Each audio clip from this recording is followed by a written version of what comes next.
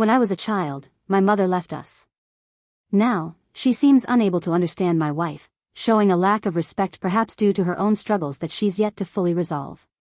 I'm 38 and male. When I was 10, losing my father was like the very axis of the universe had suddenly, jarringly shifted. It wasn't a peaceful passing, it was abrupt and utterly shocking. The kind of moment you replay in your mind over and over, desperate to make sense of it. One day he was there, his laughter filling the air, and then he was gone. The details of his death were messy and agonizing, far too much for a young child to comprehend. Mom took it extremely hard.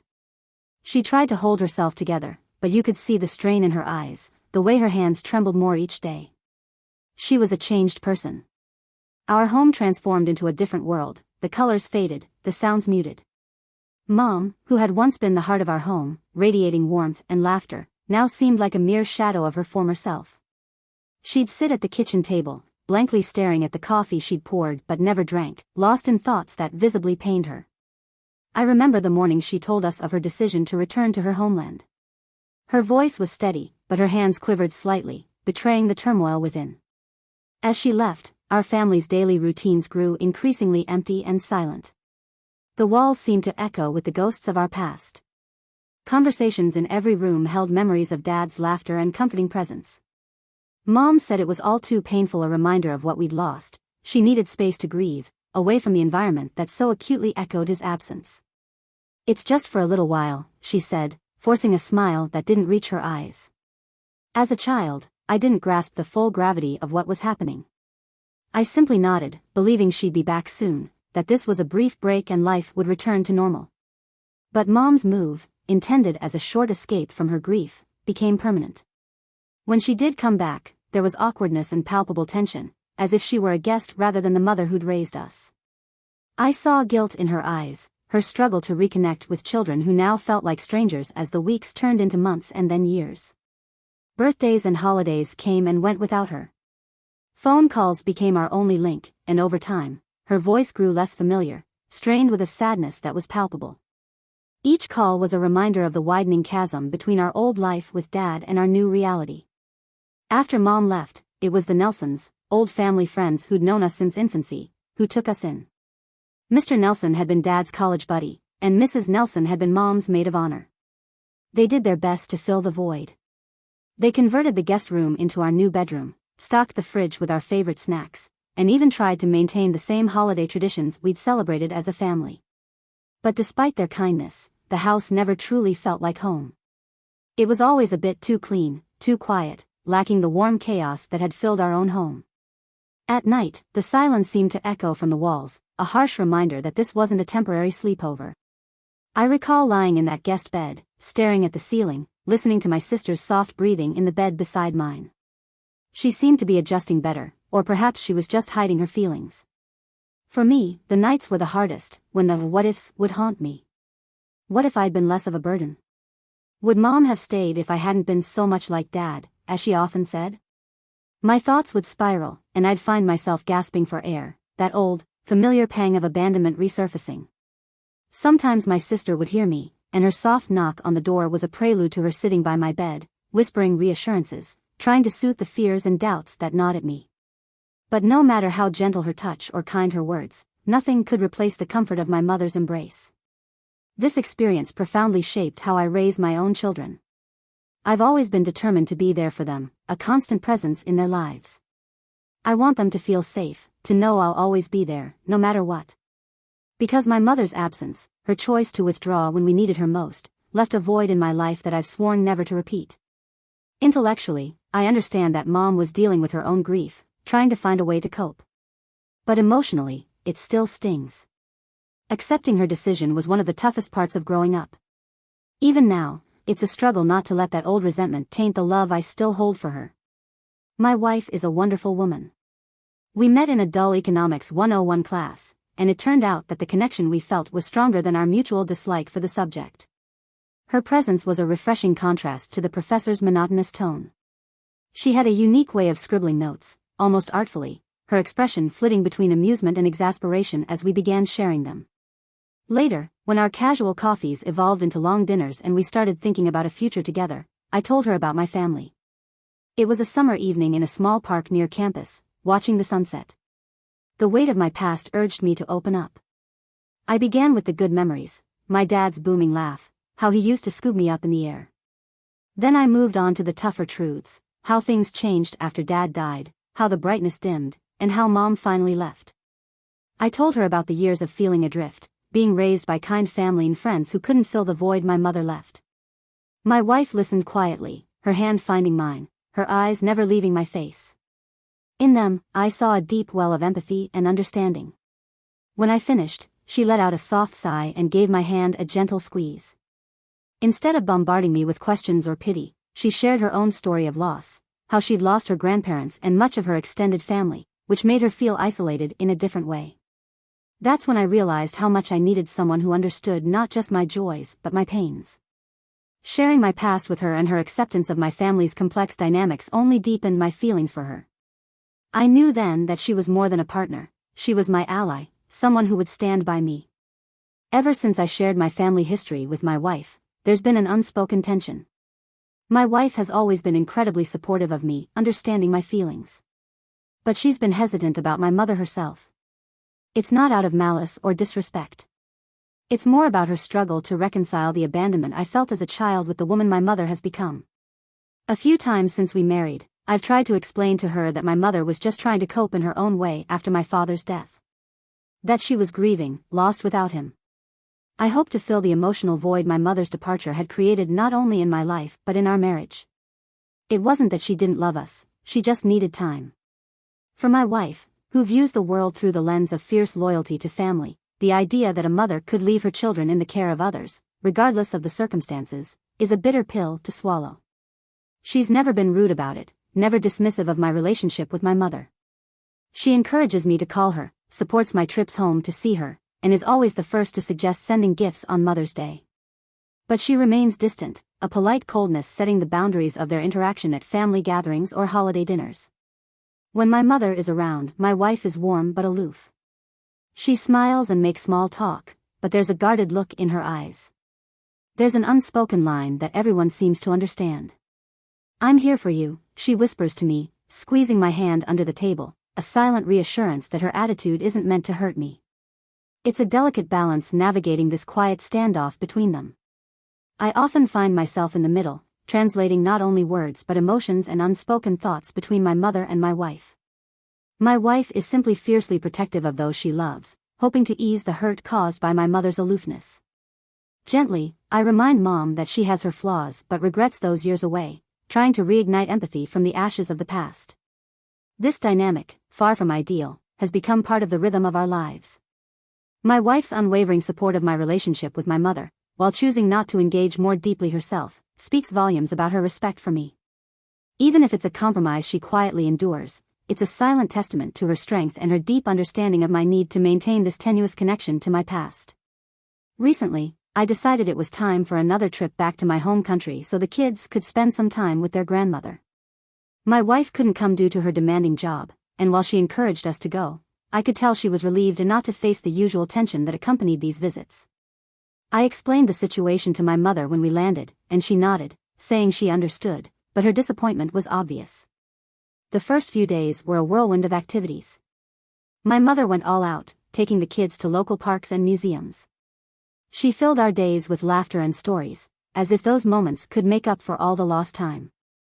Watching her with the kids, it was easy to forget the complex web of emotions that usually clouded her visits. At home that evening, things had started well. We were at my mother's house, my aunt's laughter ringing through the kitchen as she cooked. The smell of spices filled the air, a nostalgic reminder of childhood meals. It felt good to be home, even if home now had a bittersweet tinge, missing voices and past grievances, with my mother and my aunt. They always had a way of making the simplest meal feel like a feast, and tonight was no different. I was looking forward to a quiet evening, just the family, sharing stories and catching up. Once the kids' heads hit the pillows, I kissed them goodnight and headed downstairs. My mother and aunt were in the kitchen, glasses of wine in hand, seemingly relaxed. As I approached, their conversation reached my ears, and it was my wife's name that stopped me in my tracks.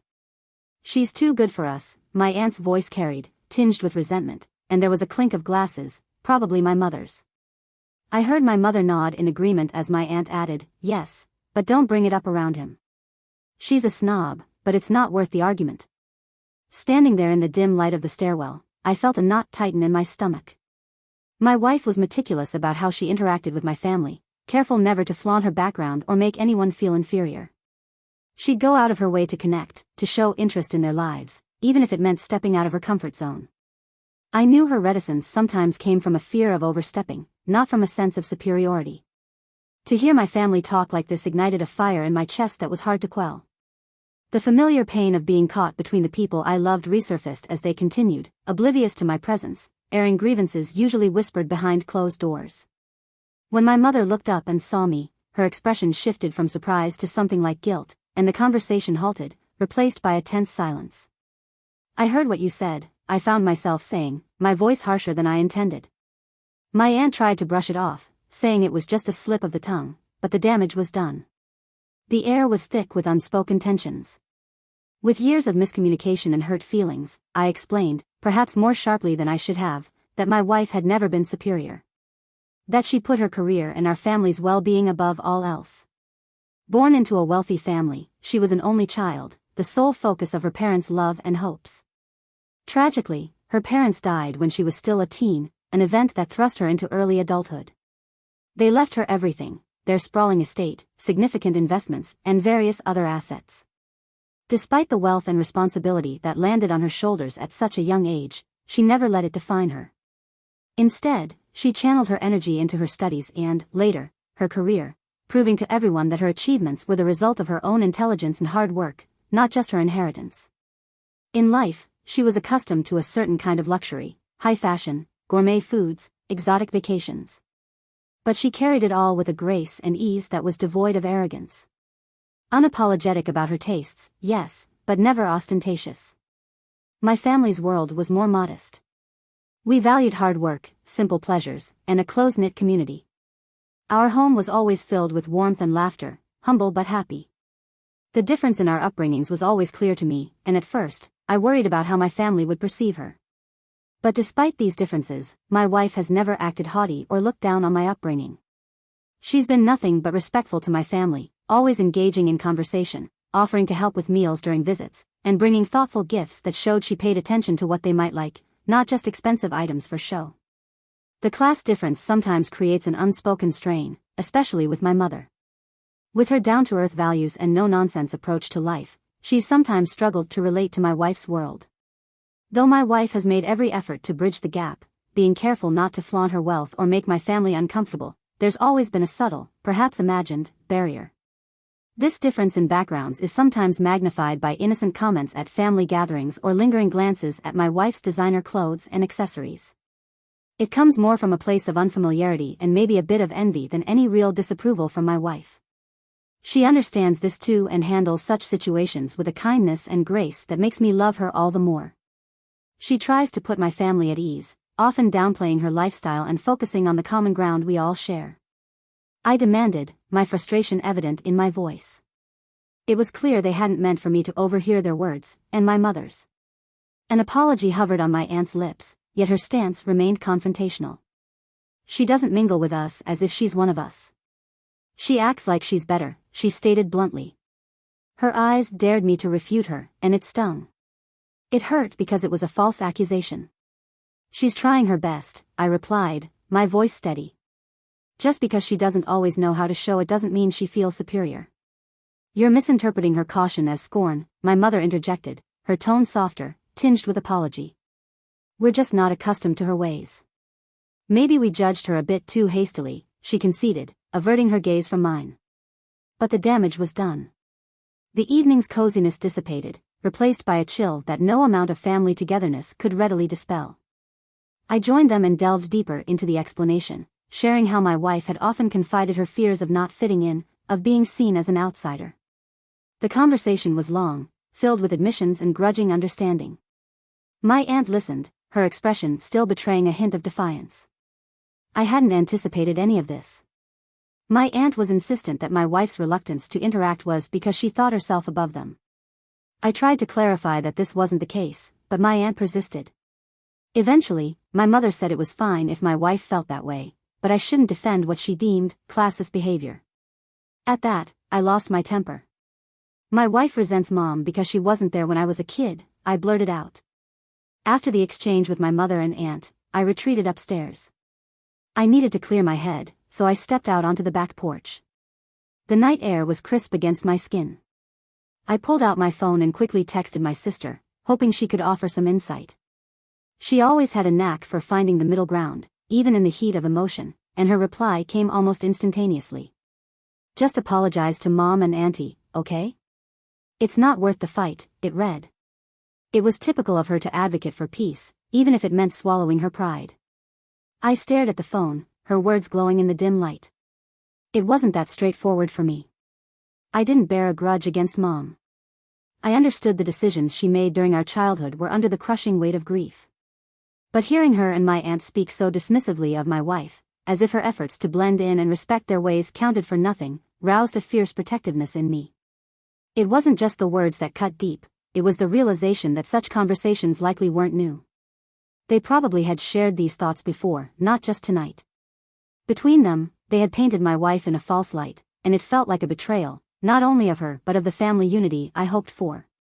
Sitting there in the stillness of the night, typing a response to my sister, I wrote, I see what you're saying, but it's not just about making peace. They don't see how hard she's trying or how their words might make her feel unwanted. I didn't expect my sister to fully grasp that her approach was molded by her own experiences and temperament. I knew I'd eventually have to address this with my mother and aunt, to clear the air or at least make my position plain. But I also knew an apology from me wouldn't erase my family's preconceived and unfair notions about my wife. The house was quiet, save for the occasional distant bark of a neighborhood dog and the low hum of the refrigerator. The conversation with my mother and aunt had left a thick, almost suffocating tension in the air. Alone in the small guest room where we were staying, I replayed the evening's events in my mind, each word and sharp look looping endlessly. With hindsight, I could see where I might have handled things more deftly. I could have stayed calmer, more diplomatic, instead of letting my emotions get the upper hand. But in that moment, hearing them talk about my wife like that, someone who had strived so hard to be part of this family despite feeling like an outsider, it had felt like an instinctive urge to safeguard her had overridden all else. My wife wasn't just my partner, she was the mother of my children. I leaned back against the headboard, the mattress creaking softly under my weight.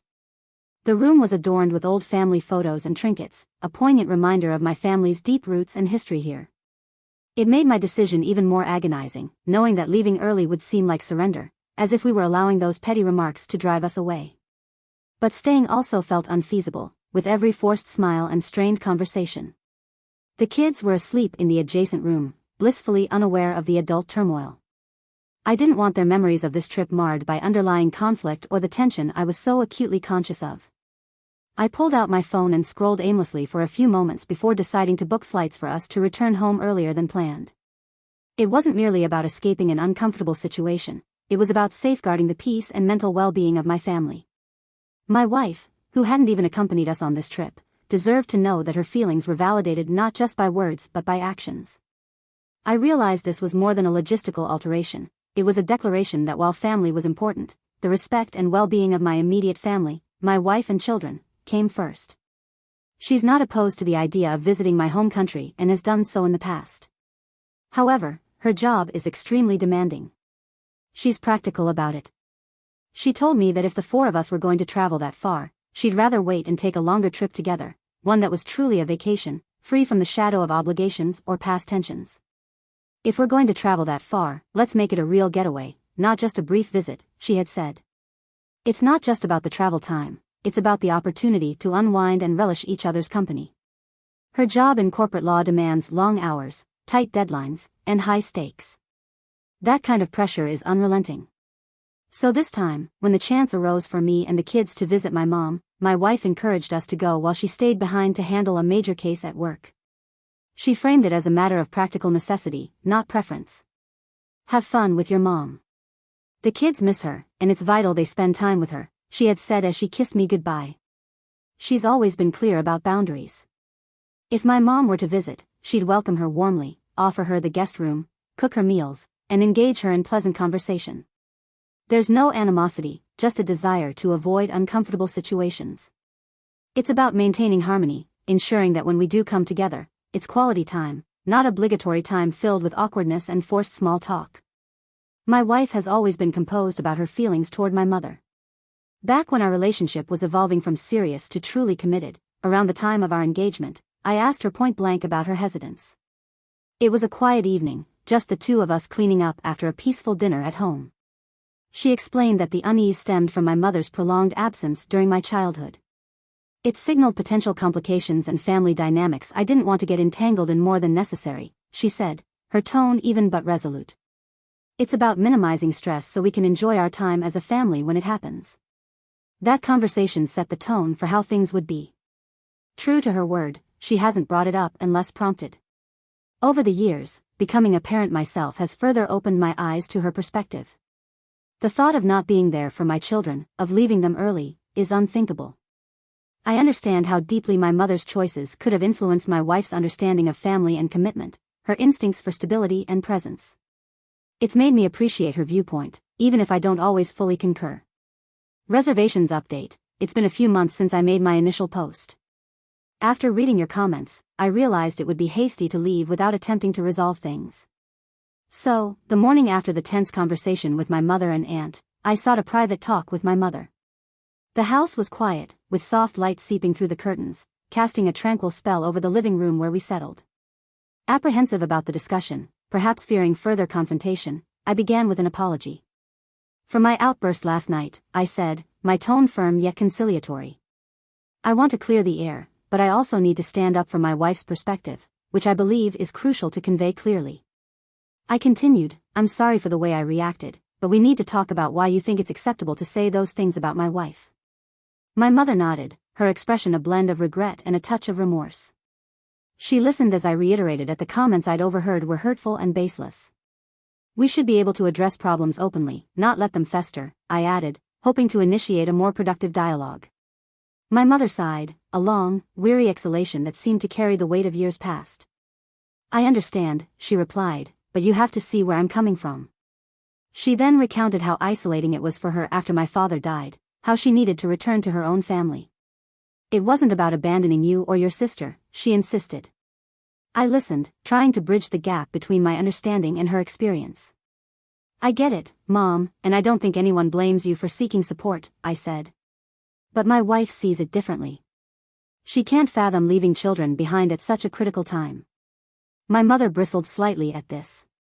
It's unfair for her to judge my actions from the past, she said. She wasn't there. She didn't witness the pain I was in. Her eyes mirrored the turmoil of those days. You and your sister don't hold it against me, do you? We don't, Mom, because we love you, I assured her. And we know you did what you thought was necessary. But you have to understand that my wife has a different perspective on family responsibilities. As we talked, the conversation moved slowly, punctuated by pauses filled with unspoken thoughts. I emphasized that my wife's feelings were valid, just as my mother's actions had been to her at the time. Right or wrong, I concluded, it's about understanding each other's viewpoints and finding a way to respect them. I can't make my wife forgive you, Mom, I said, striving to keep my voice steady despite the frustration mounting within me. And I need you to stop speaking ill of her. It's essential that you talk to Aunt Jane. My mother listened, her expression a mixture of comprehension and helplessness. I'll do what I can, you know I will, she replied. But I can't control what your aunt says or does. She has her own opinions. This response frustrated me further. But don't you see, it's not just about opinions, I said. It's about respect. When that kind of talk persists, it creates an environment I don't want around our children. The thought of my children overhearing such remarks about their mother deeply troubled me. I can't be at ease in a place where my wife, their mother, is disrespected. It's not just about us adults, it's about the example we set for them. My mother nodded slowly, as if grasping the gravity of my concern. I'll talk to her about her attitude, she promised. I'll try to make her see reason. But you know how stubborn she is, and I can't openly criticize her. She's been through a lot with me. For a moment, as I processed her words, the sunlight streaming through the window cast long shadows across the floor, a vivid reminder that the day was advancing while we seemed stuck in this impasse. Looking at my mother, I saw years of tension etched on her face and realized that her relationship with her sister was as complex as any other family bond. I get that she's family, I finally said. And I get that you've supported each other through thick and thin. But this is about safeguarding my family's well-being, Mom. I'll do my best, she repeated, her tone more confident this time. No one should feel unwelcome in my home. But things weren't progressing. I could tell she was getting upset and defensive, and I feared she'd continue to malign my wife when I wasn't around. That was the last straw. I went back upstairs and booked flights for the next day. I sent my wife a text saying we'd be home early and I'd explain when I got back. She replied that she was looking forward to it and asked if I wanted to call, but I preferred to handle everything in person. The remaining hours at Mom's house were like walking a tightrope, each of us gingerly navigating the tension that had settled in the air after our talk. The house, once filled with the inviting smells of home-cooked meals and the sounds of casual family chatter, now felt eerily quiet, as if everyone were holding their breath, waiting for something to shatter the silence. The children chattered obliviously about the trip as we gathered our things.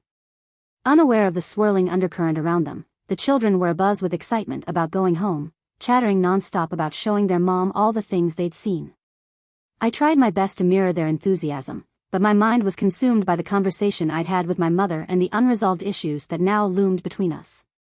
With our bags packed and the car loaded, I went to bid farewell to my mother. She stood in the doorway, her posture taut with tension. "When will I see you and the kids again?" she asked. I took a deep breath, knowing the words I was about to utter would be a bitter pill for her to swallow. "Mom, you know I want you in our lives. But things have to change before we come back. I can't, in good conscience, put the children in a situation where that might not happen." The words hung heavy in the air between us. Mom looked down, her eyes clouded with a mix of disappointment and resignation, and nodded slowly. "I understand," she murmured. "I'll work on things with your aunt, I promise." Her voice held a sincerity that I couldn't doubt, yet I knew the reality was far more tangled than a simple promise could unravel. "I hope so, Mom. Because we do miss you." "But I have to put my wife and children first," I continued, striving to maintain a tone that was both gentle and unyielding. It was crucial that she grasped that while I cherished our family bonds, I couldn't compromise on the values I was determined to instill in my children, values of respect and kindness. Mom reached out, and for a brief moment, as she pulled me into a hug, a glimmer of the old warmth resurfaced. "Give them my love," she said, her voice muffled against my shoulder. "Tell them Grandma thinks of them every day." As I climbed into the car and drove away, the image of my mother standing in the doorway, a solitary figure, remained etched in my rearview mirror. Once home, the relief was almost palpable after the strain of the last few days. Stepping through the door, I was greeted by my wife and the comforting familiarity of our surroundings. She enfolded me in a hug that seemed to lift the weight of the world from my shoulders. The kids were asleep, and the house was quiet, save for the soft hum of the dishwasher in the background. We settled into the living room, her with a steaming cup of tea on the couch, me in the armchair across from her. She waited patiently as I recounted every detail of what had transpired, my conversation with my mother, the awkward silences that had followed, and the strained goodbye. When I told her about the comments my mother and aunt had made, she let out a small, rueful laugh. "I'm glad I've only been upgraded to a snob," she said, an attempt to lighten the mood that didn't quite mask the concern in her eyes. "I stood up for you," I said, eager for her to know that I had defended her dignity. "I made it clear we couldn't just sweep these things under the rug." She reached over and clasped my hand, her smile warm and genuine. "Thank you. That means a lot to me. Not just that you stood up for me, but that you're thinking about what this means for us as a family." We talked about the future of my relationship with my mother. "I told her we need some space," I said. "But I still want her in our lives." My wife nodded, understanding the complexity of the decision. "I support whatever you need to do," she said. "Just know that whatever distance you need to take, I'm here for you." Her words were a balm, reaffirming that the choices I was making were not mine alone. "I think it's for the best for now," I concluded. "It'll give everyone some time to reflect and hopefully heal a bit," she said, her smile the same reassuring one that had seen us through countless other trials. "I'm proud of you. It's not easy to stand up to your family, but you're doing what's best for us, and that's what matters." Since our return from that tumultuous visit with my mother, life at home has settled into a comfortable rhythm. The children, thriving and carefree, remain oblivious to the adult complexities that sometimes lurk at the fringes of family life. My wife and I have found solace in the ordinariness of our daily routines: work, school, weekend soccer games. I've made a point of keeping in touch with my mother, phoning her every few weeks. But each call seems to dredge up a bit of the tension from our last encounter, a tension that wasn't there before.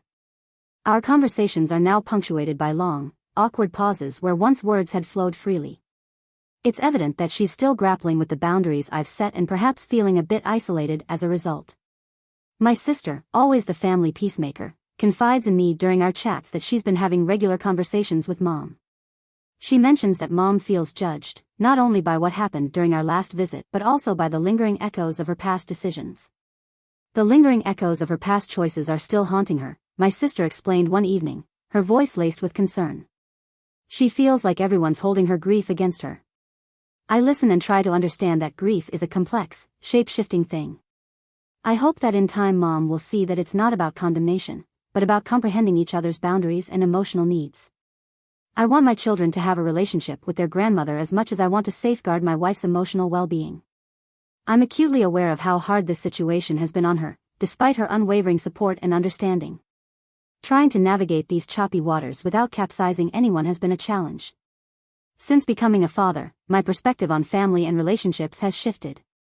It's as if my children have unlocked new chambers in my heart and mind, filling them with a deeper sense of empathy and understanding, especially when it comes to my wife. Seeing her through the eyes of a mother, I'm constantly in awe of and grateful for the dedication and boundless love she lavishes on our children. The mere thought of losing her, of my children growing up without their mother, sends a shiver down my spine. It's a prospect I can't even bear to contemplate for long. That fear, that visceral reaction, helps me fathom why she's so sensitive about family matters and so adamant about setting boundaries with my mother. It's all about ensuring the stability and support of our family unit, no matter what. Reflecting on this has also given me a new vantage point from which to view my own childhood. I forgive my mother for the choices she made during our most trying times, choices she made while drowning in her own sea of grief. I know she did what she felt was necessary to survive emotionally, even if it meant being physically distant from me and my sister. Yet forgiveness doesn't erase the awareness of the impact of those choices. They left indelible marks that shape how I perceive relationships and responsibilities. Imagining my wife being absent from our shared parenting journey makes me shudder. Frankly, I doubt I could easily overlook such an act. The very thought of it stirs a protective instinct in me, just as I strive to shield our children from any hurt or undue hardship. Late at night, when the world is hushed and it's just the two of us, we often share our thoughts and fears. These conversations are sometimes difficult, but they're always cathartic. They draw us closer together, aligning our understanding and our approach to handling our relationships with our extended family.